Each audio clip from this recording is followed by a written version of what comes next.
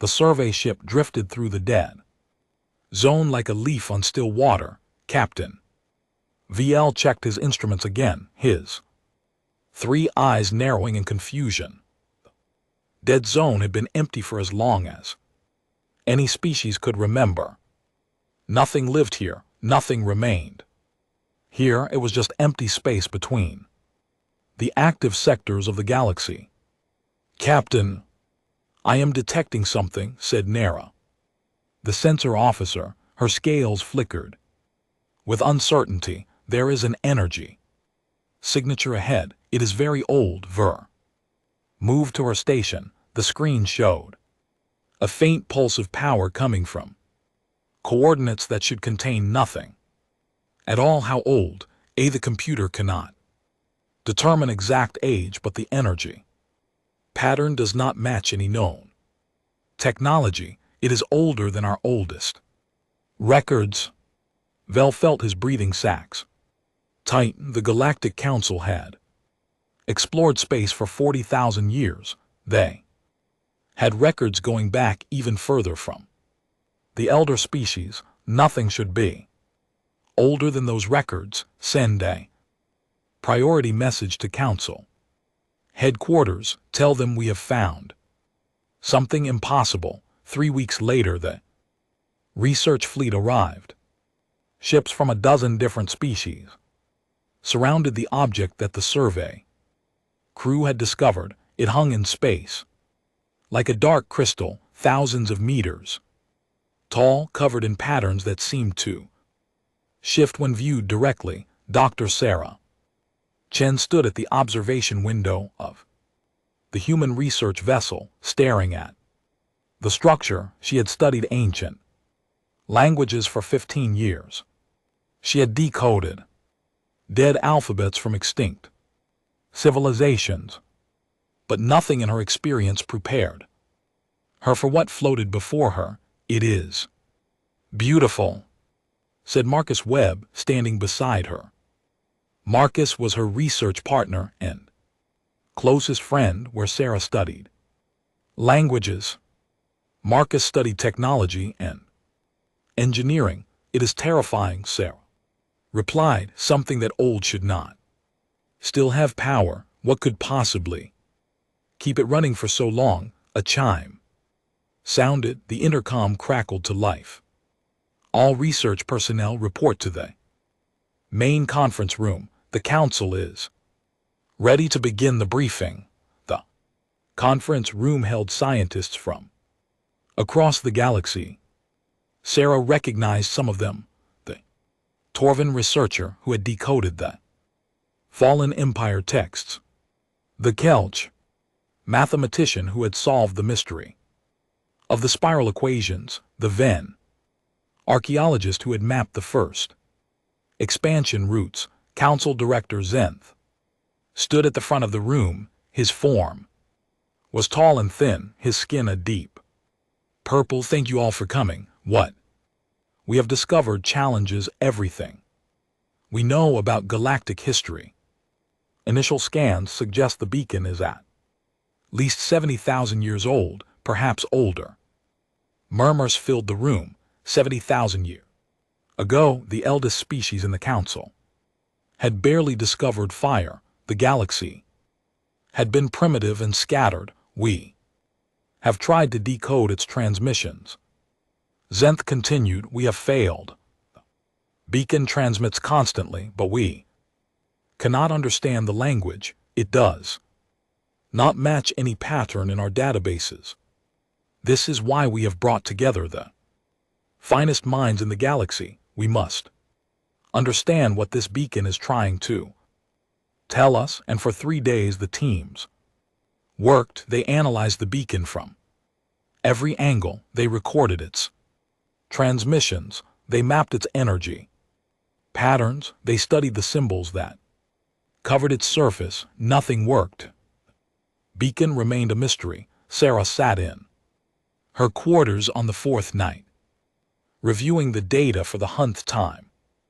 Marcus brought her a cup of coffee. Earth's gift to late-night research. You need to sleep, he said. I need to Understand, she replied, there is something familiar about the patterns. I cannot explain it. It is like a word on the tip of my tongue. Maybe you should go look at it directly. We have been studying it through screens and sensors.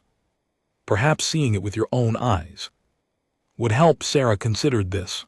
The council approved close approach missions. They approved one for tomorrow, a small shuttle with minimal crew. I signed us both up. The next morning their shuttle approached the beacon slowly. Sarah pressed her hand against the window, watching the structure grow larger. The symbols on its surface seemed to pulse with a rhythm that matched her heartbeat. Something is happening, said the pilot. A Kelch named PRN. The beacon energy output just increased by 300%. Sarah felt a warmth in her head right behind her eyes, the neural interface that all modern humans wore for communication suddenly felt hot. Marcus, do you feel that? Yes. The beacon blazed with light. The symbols on its surface began to move, flowing like water. Sarah gasped as information flooded into her mind. Not words exactly, but concepts, ideas, understanding. Sarah, what is wrong? I can read it, she whispered. Marcus, I can read it. The symbols, the transmission, all of it. It is speaking directly into my mind. PRN looked at his instruments in panic. The beacon has never done this before. I am taking us back. No, wait, I need to. But the shuttle was already turning away. Warmth in Sarah's head faded as they moved away from the beacon. Back on the research vessel, Sarah called for an emergency meeting. The conference room filled quickly. Council Director Zenth looked concerned. Dr. Chen, explain what happened out there. Sarah took a deep breath. The beacon activated when I approached it. It transmitted directly to my neural interface, but more than that, it transmitted in a way that only humans can understand. The patterns, the symbols, the language, they are all encoded specifically for human neural structures. The beacon was waiting for humans to find it. That is impossible, said a Torvan scientist. Humans have only been in space for 300 years. How could something 70,000 years old be waiting for you? I do not know, Sarah admitted, but I know what it said. Message is a warning. It begins, if you can understand this, then you have finally evolved enough to receive our warning. The room fell silent. Marcus spoke carefully. Sarah looked at the gathered scientists, at the representatives of dozens of advanced civilizations. They called themselves the predecessors, and they want us to know what destroyed them. The conference room remained silent for a long moment after Sarah's announcement. Finally, Council Director Zenth spoke. Dr. Chen, you are saying this beacon contains a message from a civilization that existed 70,000 years ago, a civilization that we have no record of? Yes, Sarah said. The predecessors were highly advanced, far beyond anything we have achieved today.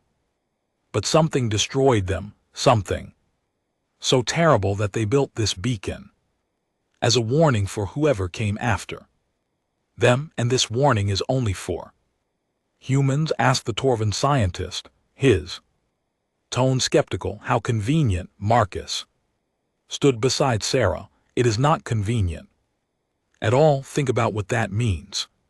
Why would an ancient civilization encode a message specifically for a species that would not exist for tens of thousands of years? Sarah connected her neural interface to the conference room display. Symbols flowed across the screen, shifting and changing. I can Translate what the beacon showed me, but I warn you, the implications are disturbing. She closed her eyes, remembering the flood of information. The predecessors reached heights we can barely imagine. They had colonized thousands of worlds. They had mastered energy and matter. They stood at the peak of galactic civilization.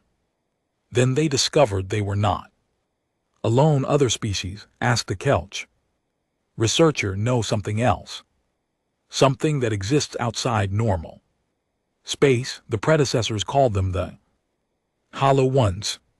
They are not physical beings in the way we understand. They are patterns, ideas. They exist in the space between thoughts. Zenth made a dismissive gesture. This sounds like mythology, ancient fears given form.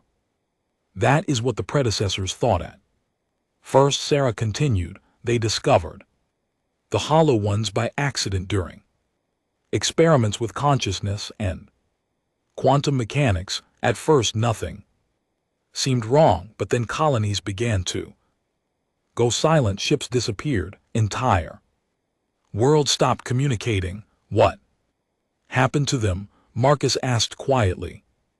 They erased themselves. The predecessors investigated and found that the Hollow Ones had learned to infiltrate organic minds. They did not kill directly. They changed how species perceived reality. They made civilizations believe that continuing to exist was wrong, that the right choice was to simply stop. The room erupted in protest. Scientists called it impossible. Council members demanded proof. Sarah waited for the noise to die down. Beacon contains records, she said, logs from predecessor scientists who studied the phenomenon, reports from their final days. I can share them, but only humans can read them directly. We will need to translate everything for you. How did the predecessors fall? Asked a quiet voice. It was Nara, the censor officer from the original survey ship. If they knew about these Hollow Ones, how did they lose? Sarah's expression darkened. They discovered something terrible. The Hollow Ones are attracted to certain traits: rapid technological advancement, aggressive curiosity, the drive to explore and question everything. The very qualities that make a species successful are what draws the Hollow Ones to them, and humans have all those traits. Marcus said, yes, but there is more. The predecessors realized too late that they were not the first civilization the Hollow Ones had consumed. They found evidence of dozens of extinct species throughout the galaxy. All of them had similar characteristics. All of them had vanished without a trace. The beacon was their last act. Sarah continued, they built it in a hidden location and encoded it with a very specific trigger. It would only activate for a species that shared their exact neural patterns and genetic markers, a species that evolved the same way they did. Zenth leaned forward. Why such a specific trigger? Because the predecessors did one final thing before they fell. They seeded multiple worlds with their genetic material. They hoped that their children, their descendants, might evolve naturally over tens of thousands of years, and that when those descendants reached the stars, they would find this warning and be able to succeed. Where the predecessors failed, the implications hit the room like a physical wave. Marcus spoke first. You are saying humans are descended from the predecessors? Not directly, but they seeded Earth along with other worlds. They gave us the potential to become like them. We carry their genetic legacy. That is why the beacon responds to us. That is why only humans can read its message. A Wren archaeologist stood up. This is an extraordinary claim. Do you have evidence beyond the beacon itself? Sarah nodded to Marcus. He activated another display. I have been analyzing the genetic data the beacon provided. It contains sequences that match human DNA precisely, sequences that should not exist naturally, sequences that were clearly designed and inserted into our genome millions of years ago. There is more, Sarah said. The beacon contains a database of predecessor knowledge, star charts, technology, history. I have only begun to access it, but what I have seen suggests they mapped the entire galaxy. They visited Earth 3 million years ago during the time of our earliest ancestors. They modified our evolutionary path just slightly, enough to ensure we would develop the same neural structures they had. Why? Asked Nara. Why create descendants at all if they knew about the hollow ones? Sarah pulled up the final section of the beacon's message. The symbols glowed red because they predecessors discovered something crucial in their final days. The hollow ones cannot easily affect certain types of consciousness, specifically consciousness that operates on particular quantum frequencies. The predecessors had this naturally. They encoded it into the species they seeded. We are immune, Marcus asked. Not immune. Resistant. The hollow ones can perceive us, but they cannot easily rewrite our thoughts the way they can with other species. It is why the predecessors hoped their descendants might have a chance to fight back. Zenth stood abruptly. This is too much speculation based on a single source. We need time to verify these claims. We need to. The lights flickered, an alarm sounded. Technician rushed into the room. Director Zenth, we are receiving emergency signals from Council colonies. In Sector 7, 3 research stations have stopped responding to hails. No distress calls, no warning. They just went silent. Zenth's face palled. Send security ships immediately. Sarah met Marcus' eyes. She saw her own fear reflected there. It has already begun.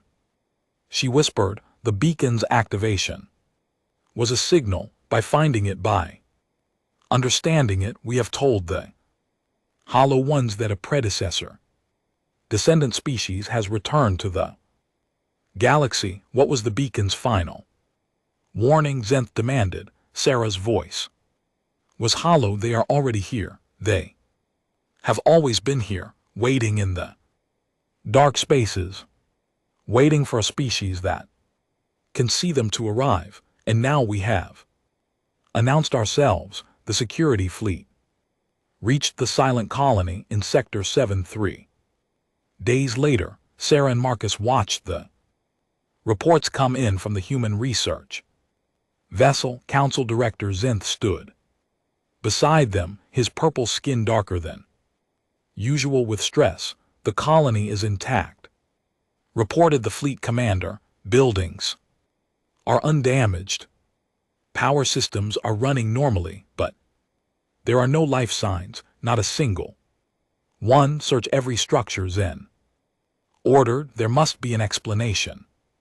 Sarah studied the beacon data on her tablet. She had been reading through the predecessor records constantly since the warning. What she found made sleep impossible. Marcus, look at this.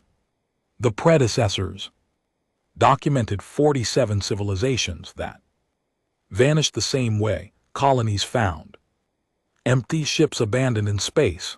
No signs of struggle, no bodies, nothing. Marcus leaned closer. What happened to them? The hollow ones do not kill. They rewrite. They make species believe that erasing themselves is the logical choice. The predecessors Found security footage from one vanished colony. Their people simply stopped what they were doing. They stood still for hours, then they calmly walked to their ships and flew them into the nearest star. That is insane. Zenth said. No species would voluntarily destroy itself, not voluntarily, Sarah corrected. The hollow ones change how you perceive reality.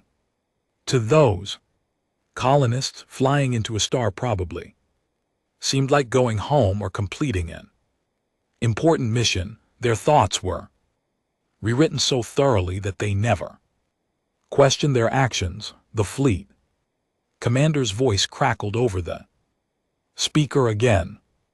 Director, you need to see this. I am sending footage now. Also the screen flickered. Security camera footage appeared showing the colony's central plaza. Hundreds of colonists stood frozen like statues. For hours they did not move. Then as one they turned and began walking toward the spaceport.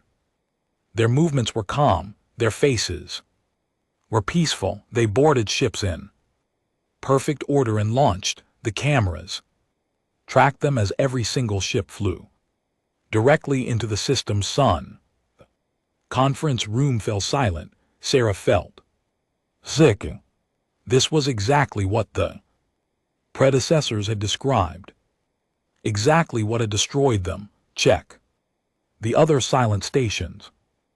Zenth said quietly. See if the same thing happened. Over the next week, reports came in. 7 more colonies had gone silent. All showed the same pattern. People stopping mid-task, standing still, then calmly erasing themselves. Tens of thousands dead. No violence, no struggle, just quiet, methodical self-destruction. But something else was happening too. Sarah noticed it first in the research team. The non-human scientists were becoming uncomfortable around the beacon data. We should stop studying this, said the Torvan scientist during a meeting. It is clearly dangerous. We should destroy the beacon and forget about it. Destroy it. Marcus said it contains information that could save lives. It contains disturbing content that is causing psychological distress.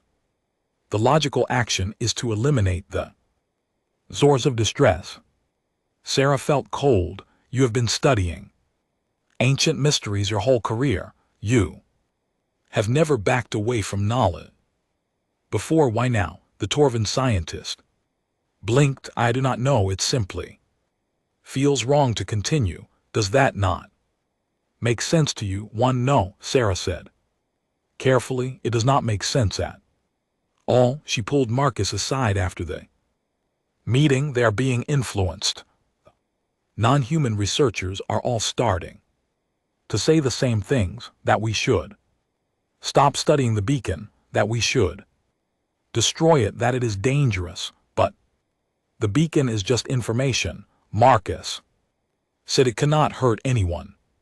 The beacon itself cannot, but the hollow ones can. They do not want us learning how to fight them, so they are influencing the other species to make them want to shut down our research. Marcus ran his hand through his hair. How do we prove that? Watch them. Watch for more behavioral changes. The predecessors documented the progression. First comes the feeling that something is wrong, then suggestions that the source of discomfort should be eliminated, then direct action to destroy or disable the threat. She was right. Over the next 3 days, the non-human crew members became increasingly agitated around anything related to the beacon. They deleted files. They refused to discuss the research. They started insisting that humans were dangerous and should be isolated. Then Council Director Zenth called an emergency meeting. His eyes were cold in a way Sarah had never seen before. The council has reviewed the Situation, he said, we have concluded that the beacon is a human weapon that you have used it to release some form of biological or psychological warfare against the other species of the galaxy. That is insane, Marcus said. We have been trying to warn you. You have been trying to manipulate us. Everything about your story is designed to make us trust you while you attack us. The Council demands that all humans surrender immediately to quarantine facilities. You will be held there until we can determine how to reverse what you have done. Sarah stood slowly. She saw the other non-human scientists nodding in agreement. She saw the security officers moving toward the doors to block the exits. You are being controlled. This is exactly what the Hollow Ones do. They make you believe that the truth is a lie. Guards, take them into custody, Zenth ordered. Sarah acted on instinct. She activated her neural interface and sent an emergency signal to all human crew members across the research fleet. 3 words: they are compromised. Run. Alarms blared. The humans in the conference room scattered. Marcus grabbed Sarah's hand and they ran for the docking bay. Behind them, security officers shouted and gave chase. They reached their shuttle just as other human crew members arrived. The pilot was already warming up the engines. Everyone on board now. The shuttle launched just as security ships began scrambling. Plasma fire lit up the space around them. Marcus took the weapons station, while Sarah tried to contact other human vessels. All human ships. This is Dr. Chen. The non-human crews have turned hostile. I repeat, they are being controlled by the entities the beacon warned us about. We need to get this information to Earth immediately. Council battleships were moving to surround the human research vessels. More plasma fire streaked through space. Some human ships made it clear, others were disabled and boarded. Sarah's shuttle dodged and weaved through the chaos. She accessed the beacon's database one final time, downloading everything she could into her neural interface. The data was massive, enough to fill a 100 libraries. But she had to preserve it, had to get it home. Jump drive is ready, the pilot called. Where are we going? Earth, Sarah said. We have to warn everyone. The entire galaxy is about to turn against us. Behind them, the beacon exploded. Council ships had destroyed it, but Sarah smiled grimly. They were too late. She carried everything the predecessors had left behind, every piece of knowledge, every weapon, every strategy. The shuttle jumped to faster than light speed, leaving the dead zone behind, leaving the controlled Council fleet behind, racing toward home with a warning that would change humanity's place in the galaxy forever. They wanted to silence the beacon, Sarah said quietly, but they only succeeded in making sure we will remember. Now humanity knows the truth, and we will not go quietly into the dark like the predecessors did. The journey to Earth took 2 weeks. Every day brought worse news. Council fleets were moving toward human colonies across the galaxy. Former allies were demanding humans surrender for quarantine. Species that had traded with Earth for centuries were now calling humans a disease that needed to be contained. Sarah spent the journey studying the predecessor database in her neural interface. The amount of knowledge was overwhelming. Technology that made Council ships look primitive, weapons that could tear apart planets, and most importantly, detailed Records of how the Hollow Ones operated. They exist between thoughts, she explained to Marcus and the other. Survivors on their shuttle, normal. Conscious beings think in sequences. One thought follows another. The Hollow Ones live in the gaps between those thoughts. They insert suggestions so smoothly that most species never notice the change, but humans can notice. Ask Pilot Wren. Humans have a different neural structure. The predecessors engineered it into our ancestors. Our consciousness operates on a slightly different quantum frequency. It makes us resistant to the Hollow Ones' manipulation, not immune but resistant enough to recognize when our thoughts are not entirely our own. Marcus pulled up star charts. We are picking up Council fleet movements. They are converging on every human colony. There are too many of them. Even if Earth mobilizes every ship, we cannot fight the entire galaxy. We are not going to fight them, Sarah said. We are going to free them. She showed them the predecessor research. The Hollow Ones maintain control through subtle influence. They work slowly, carefully, but if a species becomes aware of the manipulation, if they can name it and recognize it, the control begins to break. The predecessors discovered this too late.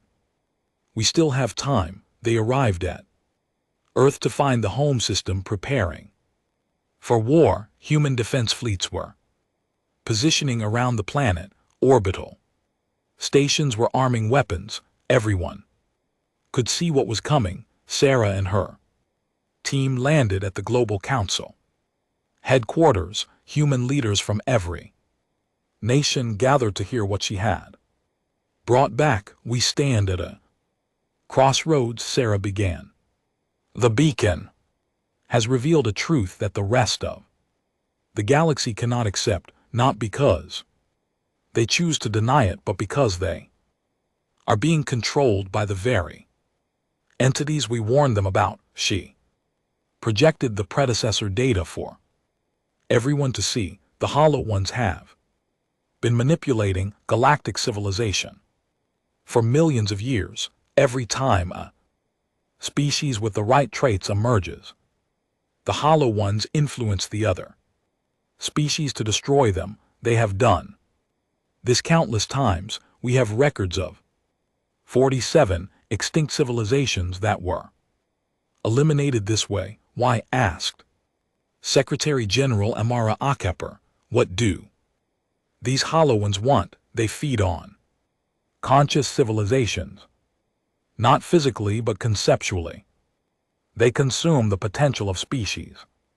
They need stable, controlled populations that will never advance beyond a certain point. Species like humans, species like the predecessors.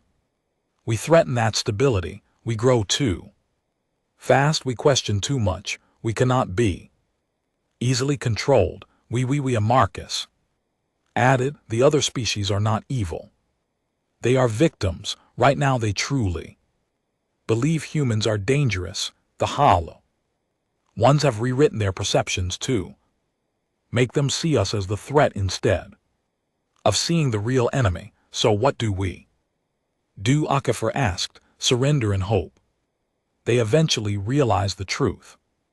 Akeper, no, Sarah said firmly. We fight back, but not with weapons, with information. The predecessors learned that the Hollow Ones' greatest weakness is exposure. They operate best in secret, in the spaces between awareness. When a civilization recognizes the manipulation and names it directly, the control weakens. She activated the broadcast system. I want to transmit the full predecessor database across every communication channel in the galaxy. Force every species to see the evidence. Show them the pattern of extinct civilizations. Make them confront the inconsistencies In their own thoughts, that could take weeks to prepare, said an admiral. We have days before council fleets arrive. Then we start now, Sarah said. Marcus, can you encode the predecessor data for mass transmission? Yes, but most species will not be able to read it the way you can. That is fine. We just need to plant the seed of doubt. Once they start questioning their own certainty about humans being evil, the hollow ones' control will begin to crack. For 3 days, Earth broadcast continuously. The predecessor database, records of extinct civilizations, evidence of manipulation spanning millions of years, over and over in every language, on every frequency. The council fleets arrived on the 4th day. Hundreds of warships surrounded Earth's solar system. Sarah watched from the command center as the largest armada in galactic history prepared to attack humanity's home world. Then something changed. One of the council ships broke formation, then another. Communications channels filled with confused voices. Why are we here? Asked the Kelch captain. We were attacking Earth, but I cannot remember why on humans were dangerous. Replied a Torvan commander. They were spreading something. What were they spreading? I do not know, the Kelch captain admitted. That is strange. I was completely certain an hour ago. Now I cannot remember what I was certain about. More ships broke formation. Captains contacted each other, comparing notes, realizing that their reasoning for attacking Earth made no sense. Yes, humans had discovered an ancient beacon. Yes, the beacon had activated for them. But why was that dangerous? Why did that justify genocide? Sarah allowed herself a small smile. It is working. The transmission is making them question their thoughts. They are starting to see the manipulation, but her smile faded as new readings appeared on the screens.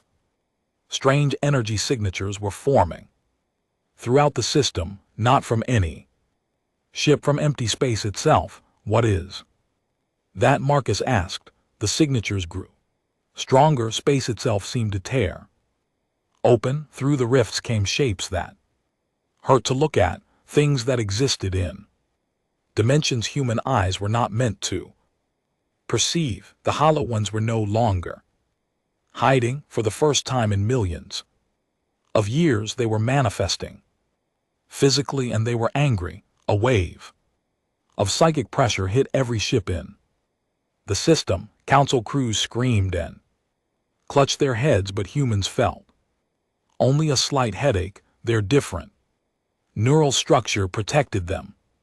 Even now they are dropping the subtle approach, Sarah realized. We have exposed them, so now they are trying to overwhelm us with raw force. The rifts widened. More of the hollow ones pushed through. They moved toward Earth like a tide of impossible geometry and wrong angles. Ships that touched them simply stopped functioning. Crews stood frozen at their stations. All human vessels. This is Admiral Chen. Sarah broadcast. The enemy is now visible. Everything the predecessors warned us about is real. And now we fight. She accessed the deepest levels of the predecessor database. The weapons, the defenses, the technology that an ancient civilization had built to fight beings from outside normal space. Marcus, I am sending you coordinates. Hidden throughout this system are predecessor installations. They have been dormant for 70,000 years, waiting for someone with the right genetic codes to activate them. How do you know they still work? Because the predecessors built them too. Last, they knew their descendants might need them, and right now we need them more than ever. Sarah entered activation Codes into her neural interface. Across Earth's solar system, ancient weapons came online, the predecessors. Final gift to their children, humanity's inheritance waiting to be claimed. The predecessor weapons activated like stars. Being born, hidden installations on dead moons and drifting asteroids suddenly blazed with power, energy signatures that had been dormant for 70,000 years. Filled Earth's solar system with light. Sarah felt the connection through her neural interface. The weapons were responding to her genetic codes, recognizing her as a descendant of those who built them. She could sense their purpose, their function, their desperate hope that someone would eventually need them. All human ships formed defensive positions around Earth. Admiral Zio commanded.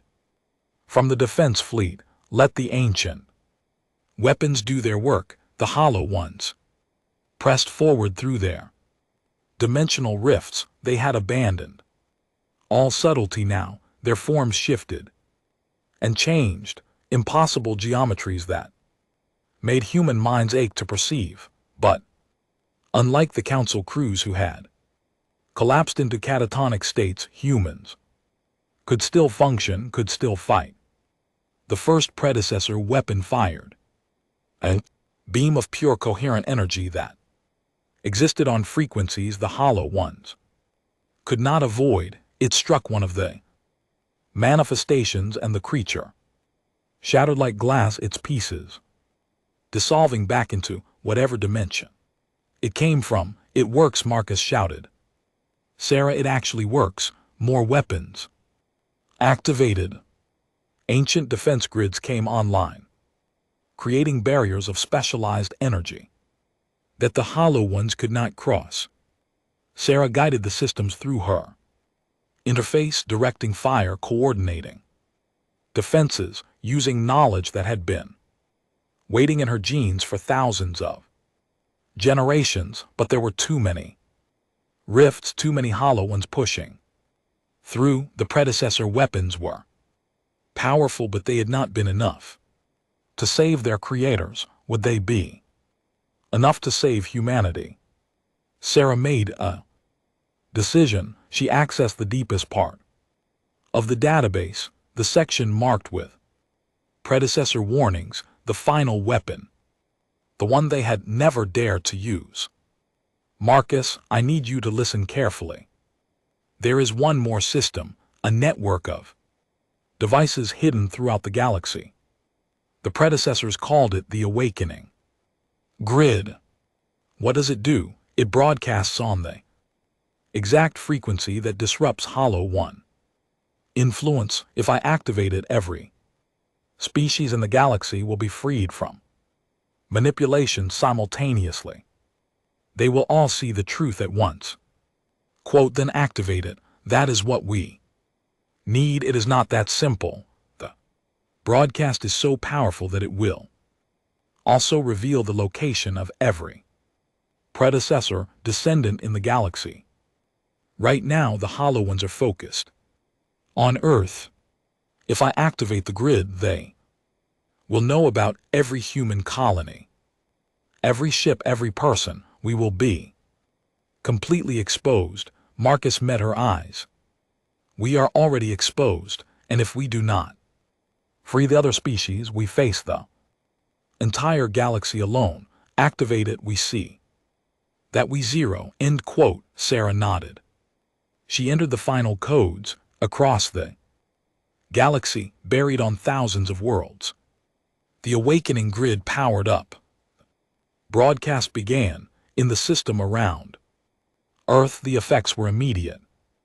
Council ship crews gasped as clarity returned to their minds. They looked around in horror, realizing what they had almost done. We were attacking Earth, whispered of Ren. Captain, we were going to exterminate an entire species. Why? Why did we believe that was right? Why? You were controlled. Sarah broadcast to the fleet.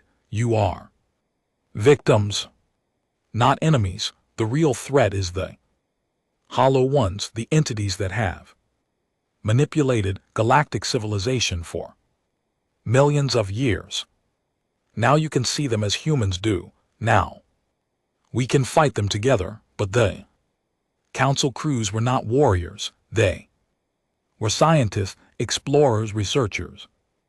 When they saw the Hollow Ones manifesting in full, when they perceived the true nature of the entities that had shaped their thoughts, they panicked. Ships broke formation, some fled, others simply drifted, their crews overwhelmed by the revelation. We cannot expect them to fight, Admiral Zio said. They are not ready for this truth. We stand alone. No, Sarah replied. We do not. She pulled up long-range scans. Across the galaxy, human colonies were reporting strange activations, predecessor installations on worlds that had been seeded millions of years ago. The awakening grid had not just freed other species from control, it had activated every defensive system the predecessors had hidden. Earth was not the only world they seeded. They left technology on dozens of planets, hoping their descendants would spread across the stars. Every human colony now has access to predecessor weapons. We are not alone. We are an army that has been growing for 70,000 years. The Hollow Ones seemed to sense this. Their assault intensified. More rifts opened, more of them pushed through, abandoning their home dimension to invade this one completely. They had manipulated the galaxy from the shadows for eons. Now they were forced into open war, and they clearly hated it. Human ships engaged them across the solar system, predecessor weapons fired from every angle. The ancient defenses were designed specifically to fight extra-dimensional entities, and they were devastatingly effective. But for every Hollow One that fell, another pushed through. Sarah saw the pattern emerging.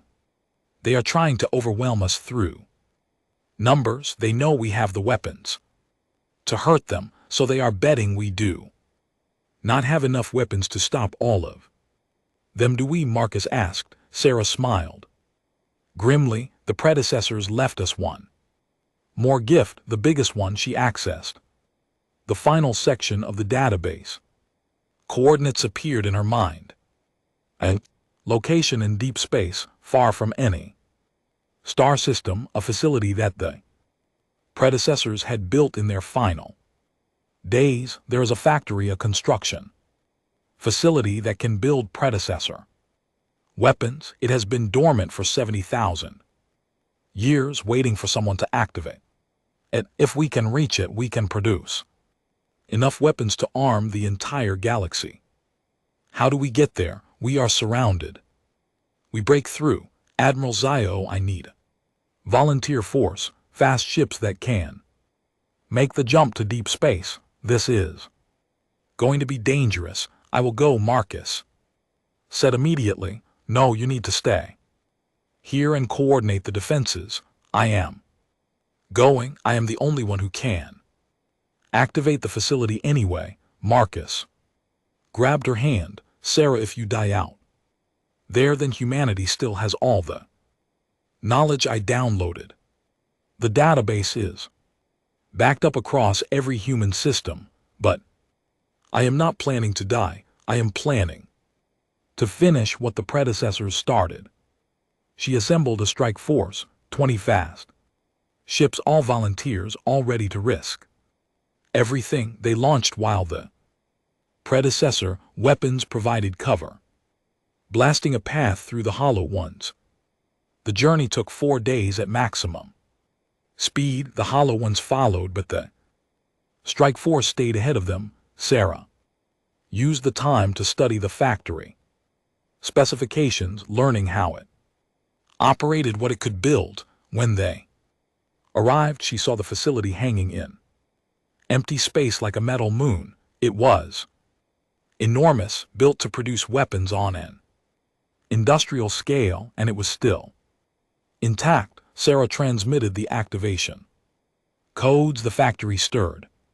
Power systems came online. Manufacturing bays opened. Ancient machinery began to move.